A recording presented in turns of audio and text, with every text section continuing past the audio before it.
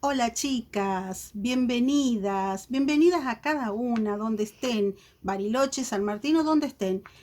Pero qué semanita, ¿no?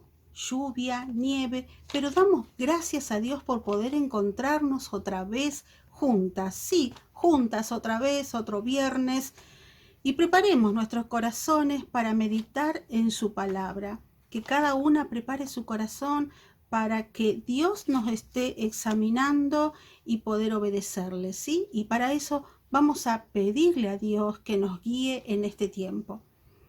Oremos, querido Dios, te doy gracias por este hermoso tiempo donde vamos a estar disfrutando de tu palabra.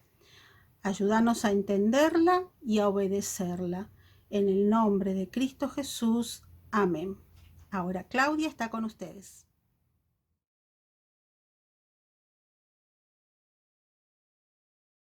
Buenas tardes, queridas hermanas, amigas, otro encuentro de entre amigas en este tiempo especial.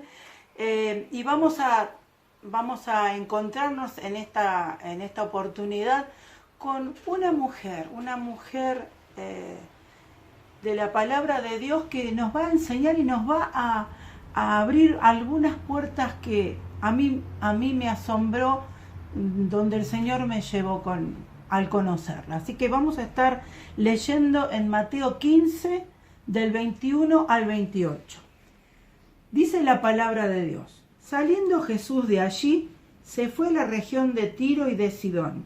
Y aquí una mujer cananea que había salido de aquella región clamaba diciéndole: Señor, hijo de David, ten misericordia de mí. Mi hija es gravemente atormentada por un demonio. Pero Jesús no le respondió palabra, perdón. Entonces, acercándose sus discípulos, le rogaron diciendo: despídela, pues da voces tras nosotros. Él respondiendo dijo: no soy enviado sino a las ovejas perdidas de la casa de Israel. Entonces ella vino y se postró ante él diciendo: Señor, socórreme. Respondiendo él dijo: no está bien tomar el pan de los hijos y echarlo a los perrillos. Y ella dijo: sí, Señor, pero aún los perrillos comen de las migajas que caen de la mesa de sus amos. Entonces respondiendo Jesús dijo: oh mujer, grande es tu fe, hágase contigo como quieres. Y su hija fue sanada desde aquella hora.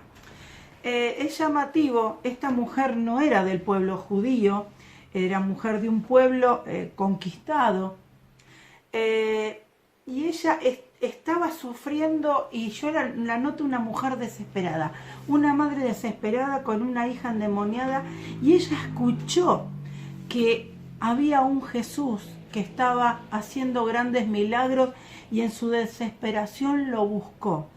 Primero lo está llamando como si fuera una judía, y él no le responde, porque ella no era judía. Ella después le dice Señor, y lo está buscando como una persona común, de los no judíos, que en la Biblia los llama los gentiles. Y él, cuando le dice que él fue enviado primero a las ovejas perdidas de la casa de Israel, porque él en ese momento iba especialmente a llevar el mensaje a su pueblo, al pueblo judío. Pero ella, me encanta porque no aflojó, no se rindió, y le siguió hablando y pidiéndole: Señor, socórreme. Señor, socórreme. Dice, y él después le dice: no está bien que tomes el pan de lo que les corresponde a los judíos. Es decir, y ella dice: lo entiendo, pero aunque sea, dame de las migajas que caen de la mesa de los hijos. Es decir, ella le estaba implorando que, aunque no le correspondía en ese momento disfrutar de los milagros del Señor Jesús, ella sabía y creía quién era, y que Él le diera, aunque sea un poco, de las migajas de la misericordia que ella necesitaba. Y Él termina en el versículo 28 diciendo: entonces respondiendo Jesús dijo: oh mujer, grande es tu fe, hágase contigo como quieres. El Señor Jesús realmente, de alguna manera, fue probada la fe de esta mujer por su insistencia, porque ella lo llamó Señor. Señor, vos podés. Señor, te necesito. Señor, sé que tenés todo el poder. Y yo, de acá, de este pasaje, de esta mujer que no habla mucho la palabra de Dios, vino a mi mente pensando esto primero. Satanás usa muchas formas. Recordaba un versículo, miren, en Efesios 6:12, Efesios 6:12, dice la palabra de Dios: porque en esto no tenemos lucha contra sangre y carne, sino contra principados, contra potestades, contra los gobernadores de las tinieblas de este siglo, contra huestes espirituales de maldad en las regiones celestes. Esta madre estaba padeciendo con su hija una lucha en la que Satanás eligió atacarla de esa manera, ¿no?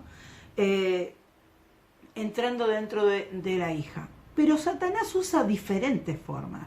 Entonces yo no me quedo con eso, sino estoy buscando en este hoy que estamos viviendo, cuántas otras formas el enemigo viene a atacar a nuestros hijos. Y anoté algunas. Por ejemplo, otras nuevas, porque es muy creativo también el enemigo. Por ejemplo, bueno, los problemas espirituales que a veces podemos percibir en nuestros hijos. En este tiempo que estamos encerrados en casa, más que antes, que las actividades hacia afuera se fueron acortando, pasamos mucho más tiempo en casa. Entonces tenemos la oportunidad de percibir un montón de cosas como mamás. Entonces yo apuntaba, ya les digo, desde otro lugar, no desde el tema de lo endemoniado, sino que Satanás usa hoy otras cosas. Por ejemplo, problemas espirituales. Nuestros hijos se resisten a la lectura de la Biblia, al ir a la iglesia, a un montón de cosas que hacen a la vida espiritual y a la vida normal de cualquier hijo de Dios. 2. Problemas de dependencia. Nuestros hijos pueden ser dependientes de drogas, o de los celulares, o de las redes, o de la pornografía. El otro día escuchaba de una iglesia que está dando estudios porque ahora los chicos necesitan estar súper conectados, y eso también les abre la puerta a estar conectados en lugares donde no deben estar conectados. Entonces nosotras como mamás tenemos que percibir y estar realmente vigilantes cómo están usando las redes nuestros hijos, si es lo necesario o es en exceso. Después, cambios en la forma de hablar o en los temas de charla de nuestros hijos. Nosotros tenemos que tener las antenas bien preparadas y alertas, porque ellos van a hablar y van a mostrarnos algunas señales rojas que nosotros tenemos que ver. Después, la personalidad. Pueden haber cambios en la personalidad de nuestros hijos. A lo que nosotros conocíamos, sí, vos podés decir, bueno, en la adolescencia los chicos cambian. Sí, pero hay cosas esenciales que no. Entonces tenemos que estar alertas de qué es lo que estamos viendo en nuestros hijos que fueron cambiando. No estoy hablando solamente en este tiempo, sino a lo largo de el tiempo, ¿no es cierto? Podemos percibir esos cambios. Quizás ahora lo vemos más porque estamos más encerrados con ellos.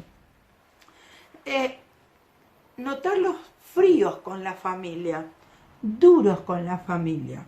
Otra alerta, tener malos gestos, malas respuestas. En la adolescencia es normal, no debe ser normal. La educación no se pierde con los años. Entonces no podemos estar aceptando la normalidad o dejando naturalizar un montón de cosas por la edad.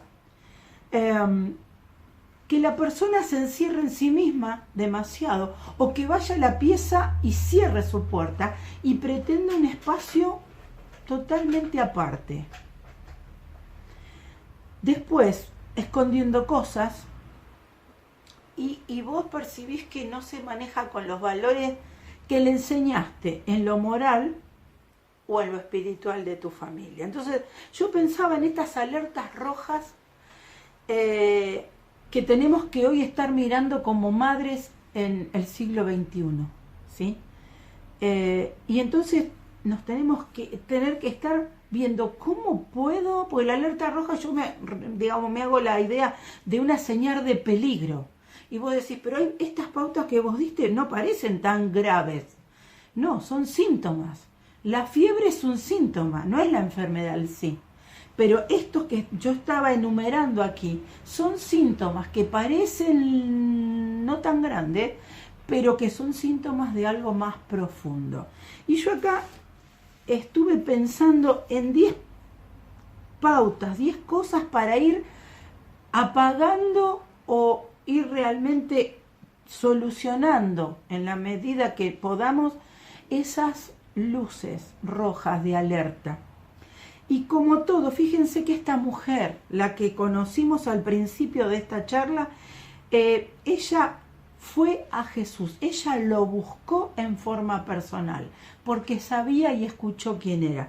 Entonces, la primera de estas pautas que yo les quería compartir era: debo estar firme yo en los valores bíblicos, en los valores eternos. Y recordar un versículo en Santiago.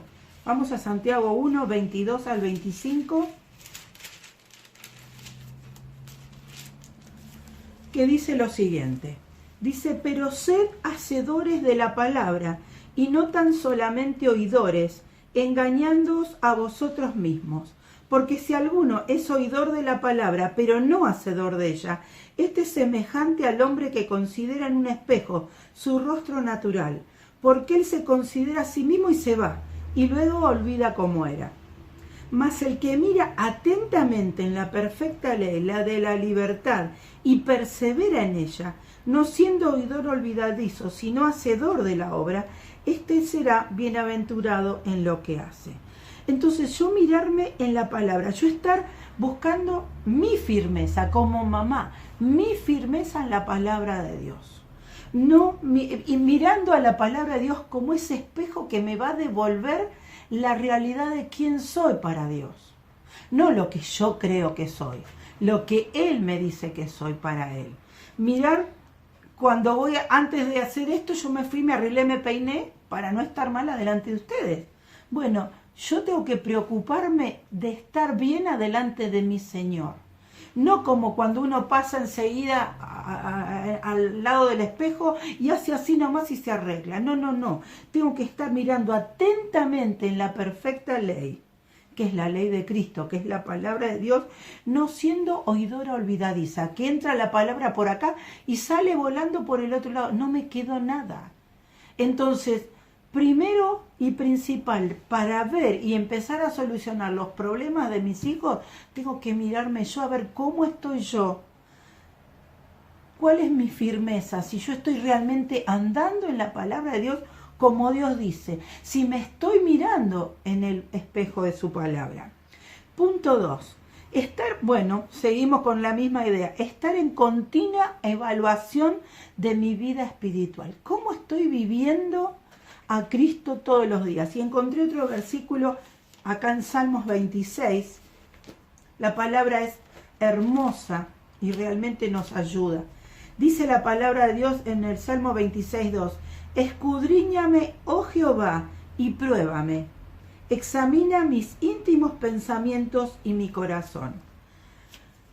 ¿Nos atreveríamos a decirle al Señor: probame, porque yo estoy segura que me voy a sacar un 10? ¿Estamos con esa seguridad? ¿Nos atreveríamos a decirle al Señor que nos probara porque realmente estamos andando 100% como Él quiere? ¡Wow! Hay que decirlo esto de examíname y escudriñame, ¿no? Pero eso es lo que nosotras tenemos que hacer cada día para poder ser lo que debemos ser. Punto 3. Estar en constante crecimiento. Fíjense, en Oseas 4, 6, vamos a buscar Oseas 4, 6, un versículo impresionante. Estar en constante crecimiento espiritual. ¿Quién? Yo como mamá, yo como persona. Dice el versículo Oseas 4:6, mi pueblo fue destruido porque le faltó conocimiento. Por cuanto desechaste el conocimiento, yo te echaré del sacerdocio, dice más allá, porque olvidaste la ley de Dios, también yo me olvidaré de tus hijos. Es impresionante este versículo. Mi pueblo fue destruido. porque me faltó conocimiento. Cambiale mi pueblo, ponele mi hogar. Fue destruido porque le faltó conocimiento, por cuanto deseché en mi hogar el conocimiento. Y entonces al final dice, también yo me olvidaré de tus hijos, porque vos olvidaste el conocimiento de mí. Tremendo es este versículo, pero está en la palabra de Dios. Son alertas, porque yo tengo que seguir creciendo, no me tengo que conformar, yo hice el discipulado, yo esto, no, cada vez un poquitito más. Y vamos a ver que cuanto más crezcamos, más vamos a irradiar la luz de Cristo, y más fácil va a ser que los demás, esa luz les llegue a los demás. Punto 4. Dejar que la palabra penetre y trabaje en mí. Este versículo es muy conocido, pero no por conocido, muchas veces no lo hacemos. Hebreos 4:12. Tremendo, Hebreos 4:12. Por eso uno tanto insiste con la palabra del Señor. Dice Hebreos 4:12. Porque la palabra de Dios es viva y eficaz, y más cortante que toda espada de 2 filos, y penetra hasta partir el alma y el espíritu, las coyunturas y los tuétanos, y discierne los pensamientos y las intenciones del corazón. ¿No te pasó que vos estabas con una idea fija de algo y abriste la palabra de Dios y el Señor te dio con un caño y profundizó y te mostró que lo que estabas por hacer o estabas haciendo era equivocado, estaba mal para él? Y él ahondó y puso la espada de la palabra de Dios y revolvió tu corazón hasta lo profundo. Si fuiste inteligente, obedeciste a la palabra de Dios. Pero por eso es tan importante el estudio de la palabra, porque la palabra de Dios penetra a nuestro corazón y nos habla. Y entonces nosotras tenemos que ser maleables por la palabra del Señor, sensibles a su palabra, aprender de ellas. Y cuando a veces tenemos que dar marcha atrás en algunas cosas, hacerlo, porque el Señor pudo habernos dicho, no lo tenés que hacer. Punto 5. Ser íntegros. Estamos viendo que debemos de estar firmes en los valores, tener una continua evaluación. Ahora, si yo me evalúo y no hago cambios, no sirve de nada. Si yo estoy creciendo, yo estudio la palabra, pero no la dejo que trabaje en mí, tampoco sirve. Y entonces, algo muy importante, que los chicos son muy sensibles y ellos están en forma crítica mirándonos. Ser íntegras. Lo que yo digo tiene que ser lo que yo hago. Y me pareció interesante este versículo en Salmos 15. Salmos 15:2.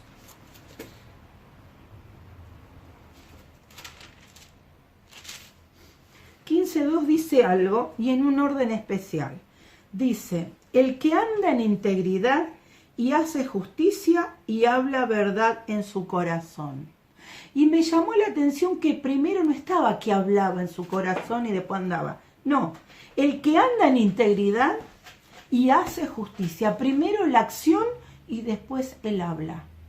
¿Por qué? Porque nuestro andar va a ser el ejemplo para darle valor a nuestras palabras. Porque nuestras palabras se pueden decir al aire si yo no lo vivo. Ahora, si yo lo vivo y yo después lo digo, ¿qué es lo que hay que hacer?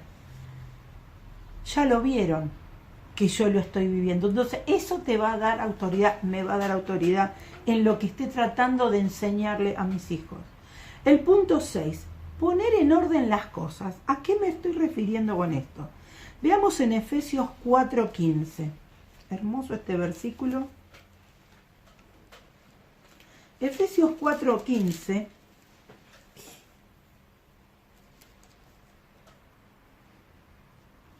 dice, sino que siguiendo la verdad en amor, crezcamos en todo en aquel que es la cabeza, esto es Cristo. ¿A qué me refiero con poner las cosas en orden? Sigamos la verdad en amor, es decir, primero la verdad, la palabra de Dios, lo que Dios me enseña, la verdad en amor.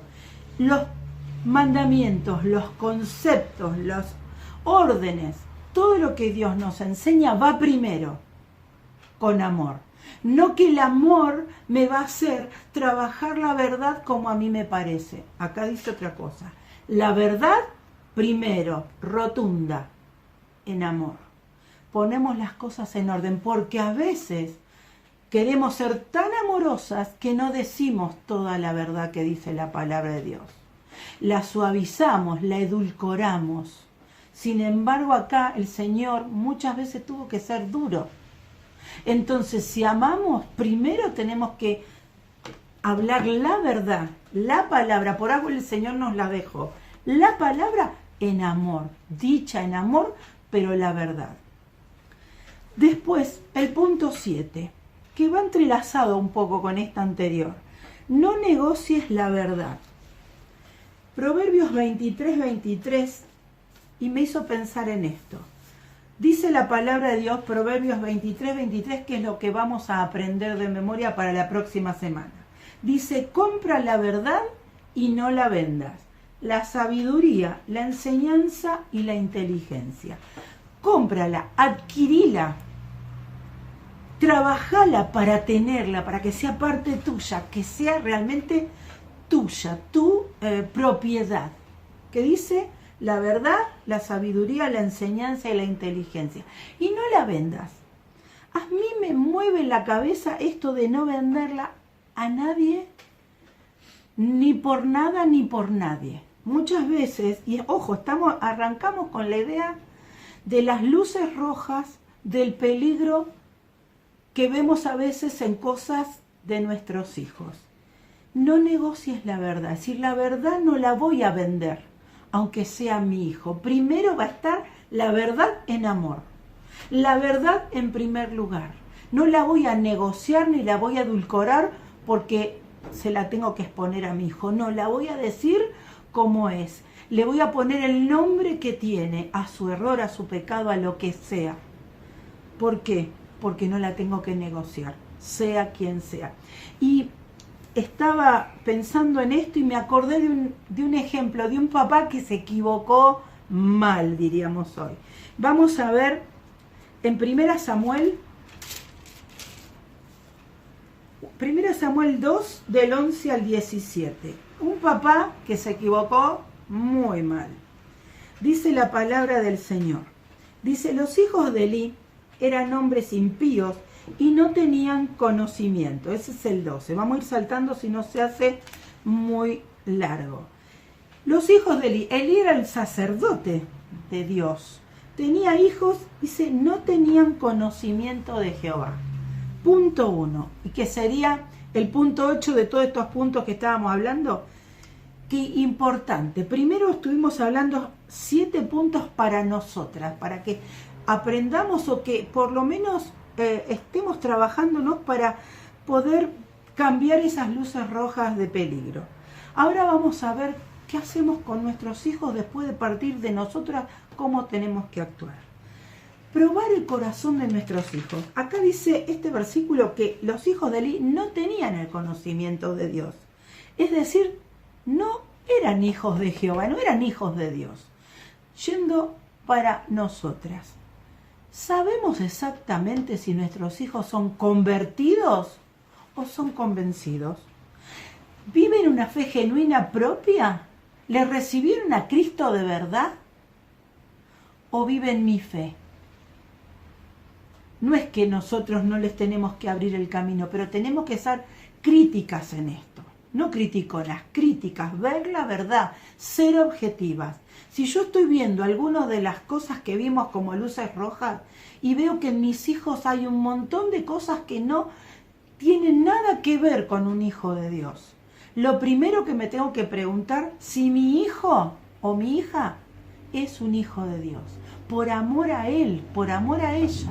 Porque si yo estoy convencida que son hijos de Dios y no lo son, no me voy a preocupar por llevarles a Cristo de verdad y que lo reciban con el corazón genuinamente. Y yo después no voy a poder trabajar en un corazón que no está redimido, en un corazón que no es de Cristo. no voy a poder.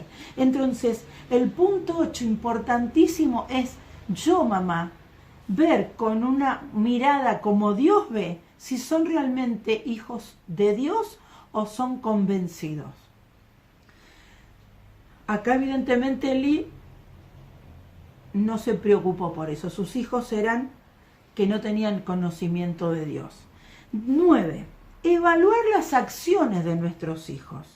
Vamos a ver ahí en el capítulo en el versículo 17, dice, 1 Samuel 2:17 dice, era pues muy grande delante de Jehová el pecado de los jóvenes, porque los hombres menospreciaban las ofrendas de Jehová.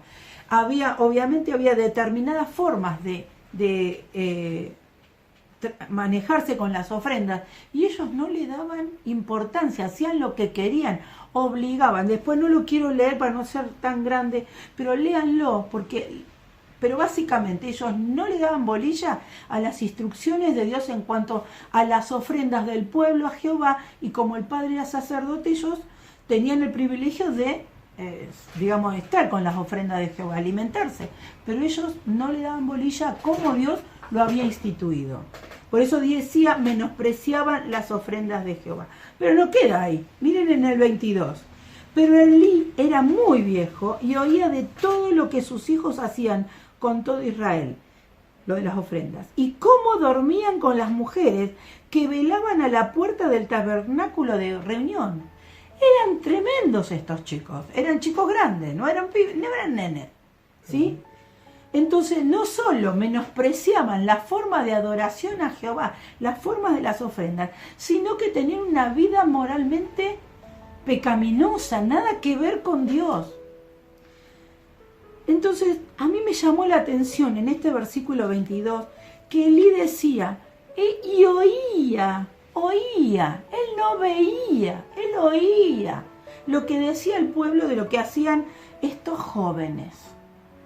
No quería ver lo que estaban haciendo sus hijos. Eran tremendos pecadores. A veces puede pasar que no estemos viendo lo que nuestros hijos están haciendo en contra de Dios. Y entonces minimizamos el pecado de nuestros hijos. No sabes lo malo que es eso para tus hijos. Tremendo, veneno mortal. Ponele al pecado de tu hijo el nombre que vos le pondrías al pecado del hijo de otra. Ahí no va a fallar, pero ponéselo al pecado de tu hijo. Por amor a tu hijo. El punto 10 dice, yo le puse corregir y exhortar a nuestros hijos por amor. No solo con amor, por amor. Corregir y exhortar a nuestros hijos. Ahí vamos a ver, fíjense cómo exhortó Elí a sus hijos. Y les dijo, ¿por qué habéis oído? ¿Por qué hacéis cosas semejantes? Porque yo oigo de todo este pueblo vuestros malos procederes. Yo por poco lo leo y siempre pienso, este hombre por poco le tira así, el énfasis que le pones es como quererlos lastimar con una pestaña. ¿Por qué haces cosas semejantes? Porque yo oigo de todo este pueblo vuestros malos procederes. El pueblo me dice, no sabéis lo mal que se portan tus hijos. Él no lo veía. Y el 24 dice, no, hijos míos, porque no es buena fama lo que yo oigo. No es buena fama. Porque, dice la que yo oigo, pues hacéis pecar al pueblo de Jehová. Por su mala fama hacían pecar al pueblo. Eso que hacían ellos no era pecado. Digamos, acá lo estaba exponiendo mal. Y el 25 dice, si pecare el hombre contra el hombre, los jueces le juzgarán. Mas si alguno pecare contra Jehová, ¿quién va a rogar por él? Es decir, la forma de exhortación y de corrección no era acorde con el pecado de los jóvenes. Era como poniéndole un... Están haciendo un poquitito mal, chicos, ¿eh? Estaban pecando contra Dios, contra el pueblo, y tuvo consecuencias muy graves para la familia de Elí, porque los hijos después fueron muertos, porque con Dios no se juega. Y Dios, miren el versículo 29, lo que dice. Dice, eso se lo dice el Señor, ¿no? A través de una persona. Dice, ¿por qué habéis hollado mis sacrificios y mis ofrendas que yo mandé ofrecer en el holocausto? Y has honrado a tus hijos más que a mí, engordándoos de lo principal de todas las ofrendas de mi pueblo Israel. Volvemos al versículo. ¿Por qué habéis hollado mi sacrificio? Busqué en el diccionario. Hollar es pisotear con los pies repetidas veces y hacer hundir. ¿Por qué habéis hollado mis ofrendas y mis sacrificios? Ellos pisotearon los sacrificios que tenían que ser elevados a Dios, que yo mandé ofrecer en el tabernáculo. Y has honrado a tus hijos más que a mí, engordándoos de lo principal. Es decir, porque Elí no exhortó ni corrigió a sus hijos con la dureza y la profundidad de los pecados que ellos hacían, el Señor lo toma como que ese padre pisoteó las ofrendas que debían ser para él y les honró más a sus hijos que a él, a Dios mismo. Es tremendo, porque nosotros cuando no corregimos ni exhortamos a nuestros hijos en el nivel del pecado de nuestros hijos, estamos honrando más a ellos que a Dios mismo. Y en el versículo 30 termina este pasaje, dice, por tanto Jehová, el Dios de Israel, dice, yo había dicho que tu casa y la casa de tu padre andarían delante de mí perpetuamente, mas ahora ha dicho Jehová, nunca yo tal haga, porque yo honraré a los que me honran, y a los que me desprecian serán tenidos en poco. Con Dios no se juega. Si honramos más a nuestros hijos que a Dios, los resultados no van a poder ser buenos, porque no le dimos honra a Él. Siempre me impactó, cuando lo aprendí, este pasaje me golpeó profundamente y me puso en el lugar donde tengo que estar y tuve que estar y tendré que estar para no vender la verdad y poder llevar a los que amo la verdad, porque amarlos es corregirlos, es exhortarlos, es guiarlos al camino que Dios tiene para ellos. Vimos un hombre que se portó muy mal y lo hizo todo mal, pero quiero terminar con dos mujeres maravillosas a las que amo, pero miren el resultado. 2 Corintios 1:5. Quedaron en la palabra de Dios. 1:5 dice de 2 Timoteo, trayendo a la memoria la fe no fingida que hay en ti, la cual habitó primero en tu abuela Loida y en tu madre Eunice, y estoy seguro que en ti también. Están hablando de la mamá y de la abuela de Timoteo. El que habla es Pablo. Trayendo a la memoria la fe no fingida. Vieron que al principio de los 10 puntos estábamos hablando de nosotras como madres, de trabajar en nuestro corazón y nuestra fe, que es lo fundante para después poder, con autoridad, poder corregir a nuestros hijos. La fe no fingida que hay en él es porque primero vivió en la abuela Loida y después en la madre Eunice. Dos mujeres, una madre con su hija y la hija con su hijo, dieron como resultado una persona fiel a Dios, un instrumento maravilloso que realmente es ejemplo para nosotras. Pero el ejemplo de estas dos madres que vivieron la fe no fingida y pudieron dar como resultado a su hijo la enseñanza para que este hijo saliera como Dios quería y después utilizarlo en sus manos como un instrumento escogido. Quedémonos con este ejemplo de Loida y Eunice, preciosas mujeres suyas que nos guíen a trabajarnos a nosotras mismas para poder dar en consecuencia hijos que amen, adoren y sirvan a nuestro Dios. Terminemos con una oración para que el Señor nos ayude y nos acompañe en este caminar difícil que es ser madre. Para las solteras también va, porque alguna vez te tocará, y cuanto más rápido aprendas a ser una mamá, vas a evitar más tempranamente tener las luces rojas de peligro. Vamos a terminar orando. Querido Dios y Padre Celestial, te damos infinitas gracias por tu palabra, por los ejemplos que nos dejas en ella. Aprendemos de los buenos ejemplos, de los malos ejemplos para no seguir. Pero Señor, nos gozamos en los resultados de estas dos mujeres preciosas, Loida y Eunice, que nos dejan una impronta en nuestro corazón para que caminemos en pos tuyo, Señor, siendo realmente hacedoras de una fe no fingida que alimente nuestro corazón y nuestras acciones cada día, como madres y mujeres. Gracias por todo, en el nombre de Cristo Jesús. Amén. Muchas gracias.